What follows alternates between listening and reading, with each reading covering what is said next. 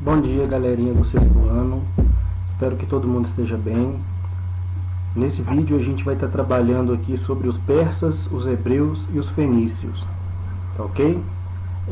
A gente vai estar fazendo a análise de 3 textos, tá certo? Do site Toda Matéria. Eles são de autoria da Juliana Bezerra, que é bacharelada e licenciada em História pela PUC, é especialista em Relações Internacionais e mestre em História da América Latina e União Europeia. Ok? Espero que esse vídeo seja proveitoso para vocês. Aqui estão os links também, tá certo? Desses 3 textos que a gente vai analisar aqui nesse vídeo. E esses links também vão estar disponíveis na descrição. Então vamos começar. Os persas. Os persas fazem parte de uma das mais importantes civilizações da antiguidade, a civilização persa. Destacam-se também na civilização antiga os fenícios e os hebreus. A Pérsia se localiza ao leste da Mesopotâmia, hoje o Irã. O Irã era oficialmente chamado de Pérsia até 1935, quando mudou seu nome. Os persas caracterizam-se pelo expansionismo. Dentre as suas conquistas destacamos a Babilônia, o Egito, os reinos da Lídia, a Fenícia, a Síria, a Palestina e as regiões gregas da Ásia Menor.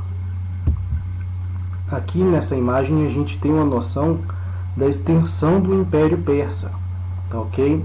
Lembrando que o Império ele surge na região do Irã, ok? Na região da Mesopotâmia, mas ele vai se expandindo, né? Dominando outros territórios, dominando outros povos, até formar essa extensão, né? De domínio político. Todos os povos conquistados pelo Império Persa tinham que pagar imposto, mas não eram obrigados a deixar de lado seus costumes ou a sua língua. Quem deu início ao Império Persa foi Ciro o Grande, que nasceu em 560 a.C. e faleceu em 529 a.C. Porém, o desenvolvimento da civilização se deve principalmente a Dário o Grande. Este foi o responsável por grandes construções, principalmente da Estrada Real, cujo objetivo era manter a hegemonia dos povos conquistados. Seguiu-se a Dário, Xerxes I, e o último imperador persa foi Dário III. Política persa e o poder soberano.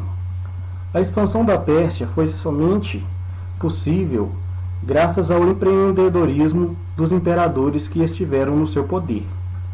Os persas foram um dos primeiros povos a realizar uma reforma política e administrativa.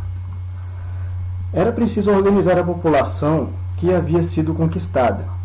Assim, a reforma administrativa, realizada no governo de Dário, deu origem às satrápias, províncias governadas pelos sátrapas. Com receio de perder a sua soberania, os olhos e ouvidos do rei eram pessoas de confiança do imperador, encarregadas de vigiar os sátrapas.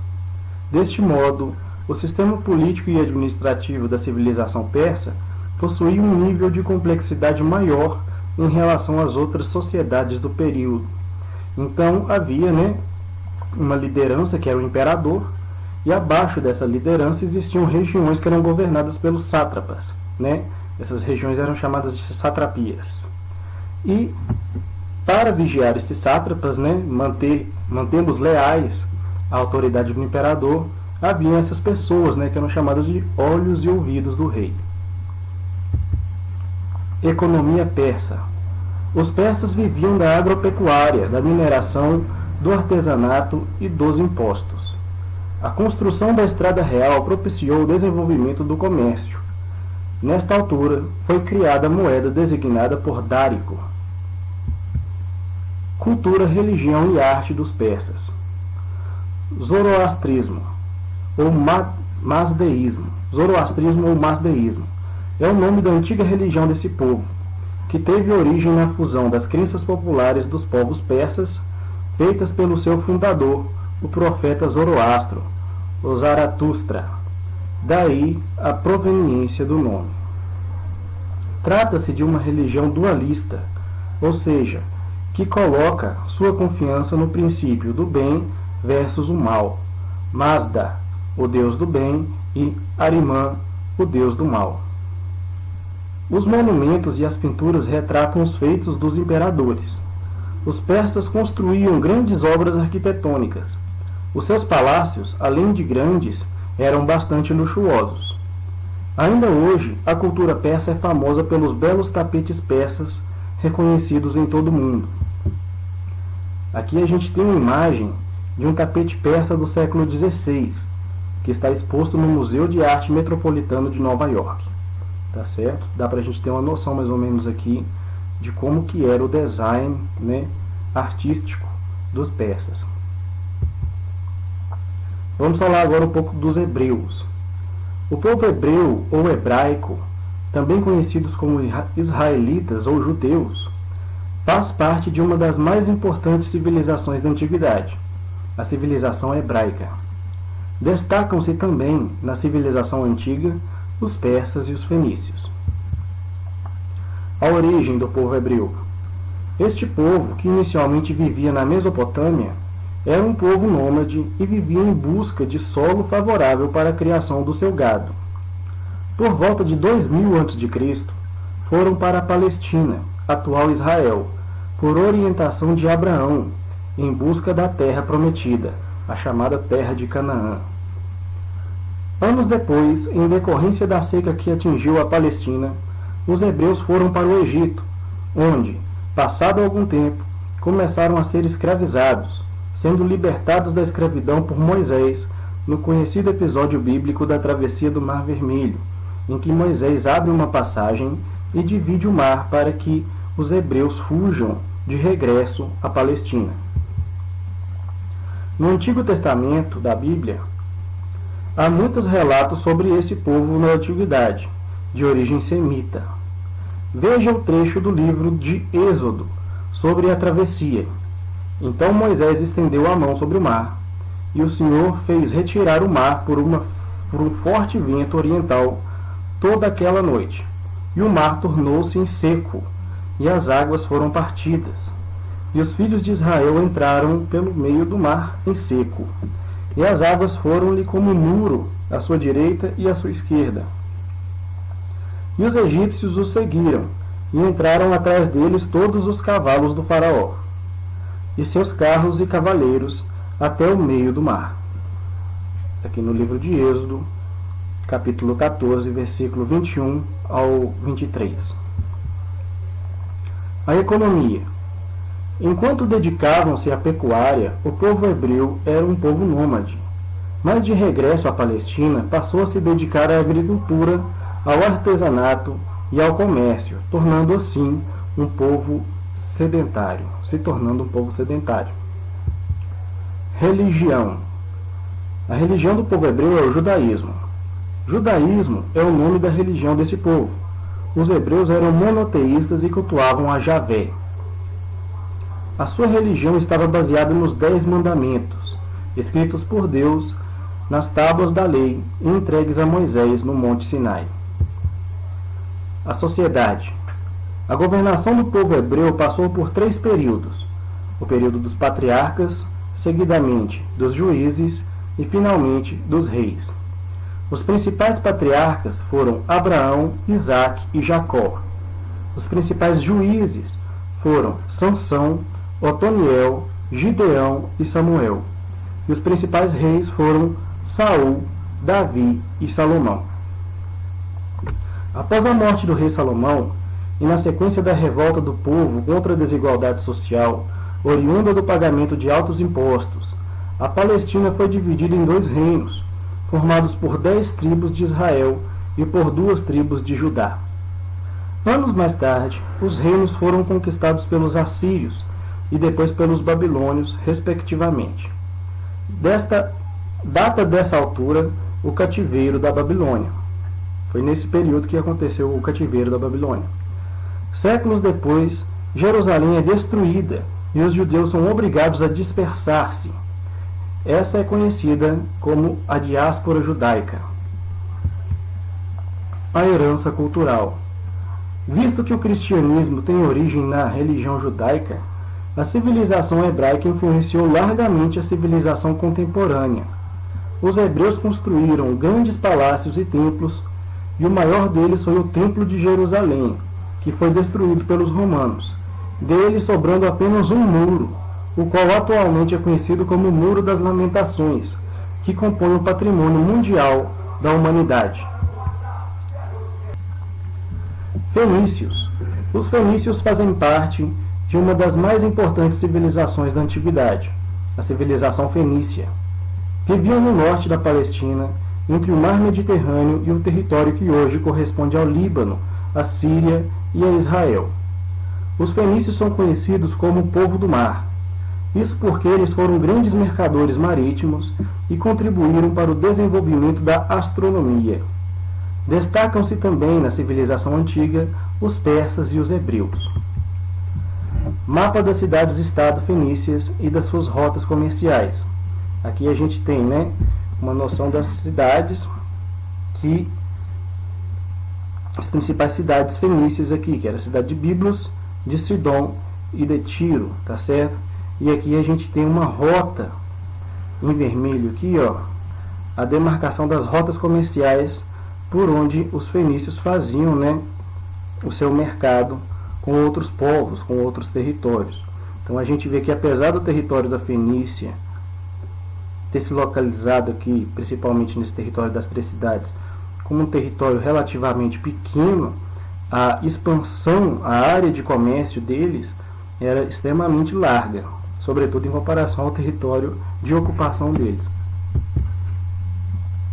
Hebreus, fenícios e persas. Os fenícios conviveram e comerciaram com vários povos. Tiveram como vizinhos os hebreus, que também viviam na região onde está o atual Estado de Israel. Com os persas, além do comércio, os fenícios ainda tiveram que enfrentá-los como inimigos devido à expansão do Império Persa. Religião. A religião da Fenícia era o politeísmo, onde praticavam rituais de sacrifício de animais. Os fenícios cultuavam principalmente três deuses, que são conhecidos por nomes diferentes. O primeiro deus é El. Era o deus máximo, aquele que havia criado o mundo, mas não necessariamente os deuses. Nada acontecia sem o seu consentimento, e por isso ele sabe de tudo. El é representado como um homem velho, sentado no alto da montanha, diante da humanidade. Para alcançar suas graças, os fiéis devem se dirigir à sua esposa, Astarte. E aqui a gente tem uma imagem, El com dois leões aludindo ao planeta Vênus, na alça da faca de Jebel Alarak.